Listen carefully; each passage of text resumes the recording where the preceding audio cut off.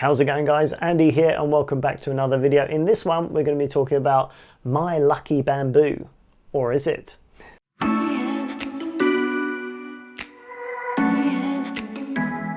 Well, I've been doing some research on the old interwebs and it turns out this guy is actually a Dracaena Sanderiana and not a bamboo at all. And lucky? I don't know. It's a bit of an imposter. Quite often you'll get these things that are marketed for marketing purposes rather than any other actual botanical reason, and quite often the names are quite generic and don't even relate to anything. And this is a good example. It's not a bamboo, it is actually a Dracaena family, of which when I was actually looking it up, it turns out that is an ancient Greek name, Dracaena, which actually means female dragon apparently, which is pretty cool. There's quite a few Dracaenas that are called the dragon plant, so that makes sense. But I didn't know this guy was actually a Dracaena, so I learned something new today. Hopefully you have too. And this one is actually quite a nice example. I wouldn't have chosen it, I wouldn't have bought it myself. I was sent it by a commercial nursery company. I won't name them because I'll explain in a minute why, but it's got this really nice variegation and I think it looks pretty nice. I wouldn't have chosen it, but I'm glad that I've got it now. So here's the thing. Back in March, I was sent this. So I've had this for 9 months now, and I sent it in March just as the pandemic outbreak happened and the postal service went totally kaput. I think they basically stopped for quite a period of time. There was a massive backlog and this took actually about 2.5 weeks, something like that, maybe 3 weeks to arrive. So it was sat in a warehouse somewhere for a long time, and although the bottle and this stand was well packaged, the actual bamboo plants or Dracaenas were just chucked in the bottom of the box, bare rooted, not even a plastic bag to keep in any of the moisture, and they were dry as dry can be when they turned up. I really didn't fancy the chances, but I got it set up, put them in some water, and it has come back really well, and it's probably grown double in height. When I got it, it was actually quite a small plant. I think there are actually 3 separate plants here, and it's grown on well, and I've actually got quite attached to this little plant. I'm a sucker for a lost cause, you know. Sometimes when I see a plant and it's really struggling, it tugs at the old heartstrings sometimes. So I've enjoyed bringing this back to full strength, and the new leaves now are looking very healthy. And you know what, they come out and they've got this really nice sort of curl when they come out as well, which makes it really look very structural and really quite a delicate, elegant plant actually. And this lime green of the new leaves is very attractive, and as they get older these lower leaves turn a little bit whiter, those highlights get a bit whiter. So there's quite a lot going on here that you wouldn't necessarily notice until you spend some time with it. And so I've really enjoyed owning this plant, and so I was sent it and I was going to do like a full unboxing and review of it, but to be honest with you, I don't think it's fair to do that and give that company necessarily some bad feedback, because they didn't expect it to be in the post for 2.5, 3 weeks. In the UK here, most things turn up between 2 to 3 days generally. So, it's particularly a long time, and it's not really their fault. I think it could have been boxed a lot better personally, but maybe we'll do another review for them and give them another chance when there's not a worldwide pandemic going on, and we'll see about that. But this one, I'm happy to have it. It's growing nicely, and so yeah, I thought I would do a bit of a species guide and a care guide for you guys. If you've got one of these or you're thinking about getting one of these, I'll give you a rough overview. As you can see, it's growing in water. That's how this plant came, with the little stand and the nice little flip top bottle. I don't know if you can see that there. It's got one of these flip top lids. It's all aesthetics. You're not obviously going to use it for any of that, but it does look very nice.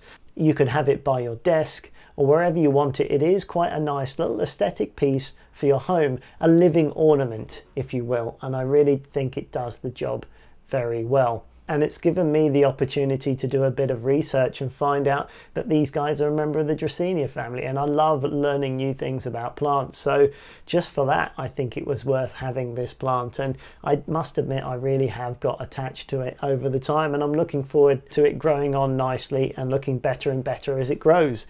As you can see, the roots are growing in the glass bottle here. If they get too crowded in here, you can actually cut the roots back. I mean, this is 9 months worth of growth and it hasn't really crowded out the bottle by any stretch yet. But you could actually cut that back maybe a third or even half back, and it shouldn't really damage the roots. In fact, it will probably encourage more roots to grow. It's a very simple thing to look after. In terms of care, all you need to make sure is that you change the water maybe once every couple of weeks, something like that. It doesn't need it very often, just to make sure it doesn't go stagnant and green, because that won't look very nice. And yeah, just get some fresh water for it. Try not to use tap water if you can, especially if you live in a hard water area. It's going to look pretty grotty. As the water evaporates, you get this kind of hard water lime scale build up. And that stuff is unsightly and impossible to get off. Once it dries, it goes like concrete.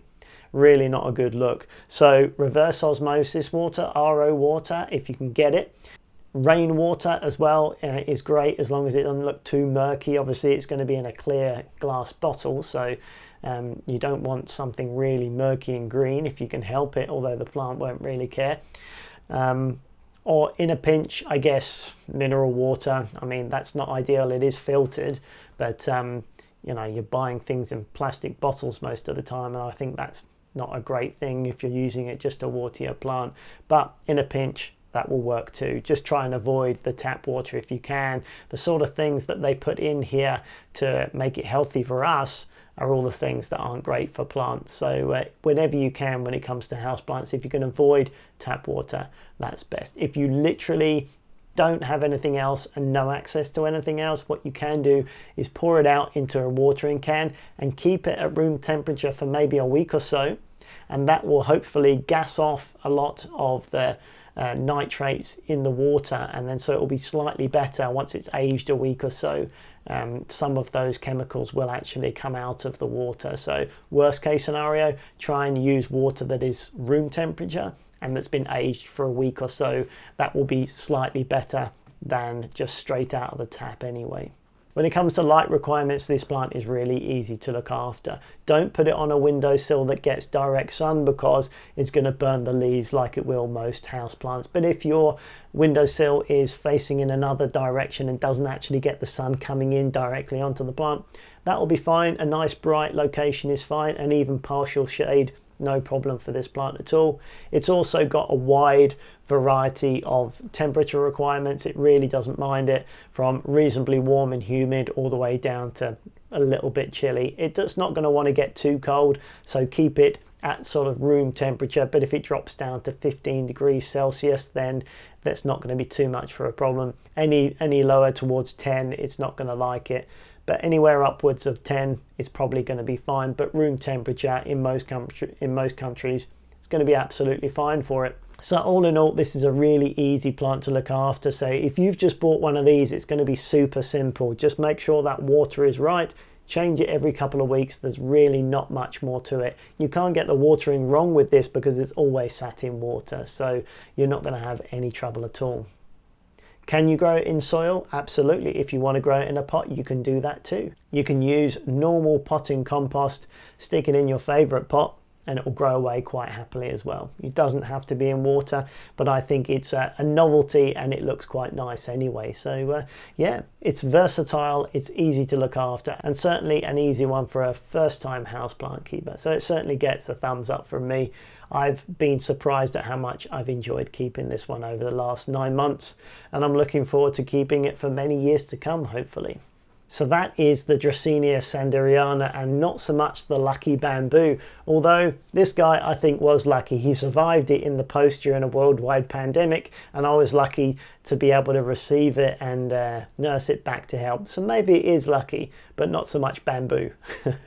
All right, guys, thanks for watching. I hope you've enjoyed this one. Give it a thumbs up if you have, and subscribe if you're new around here. I'm really trying to build up the growth of the channel at the moment. We're up to over 600 subscribers now and growing very rapidly, and I'm really pleased to see that. I've been really enjoying making these videos and chatting with you guys and creating a bit of a houseplant hacks community. So if you've enjoyed this video, I really would appreciate your subscription. It does make a massive difference. And if you've got any ideas of what you want to see from this channel, I'm always open to suggestions. Next year I've got big plans, a lot more guides and reviews and projects planned. I'm going to be out hitting the road for some more houseplant shop tours, as well as potentially getting abroad as soon as I possibly can and doing some more videos further afield. So please stick around if you enjoy houseplants. I'm going to be doing a lot more videos next year, and I've been enjoying it, and I hope you guys have too.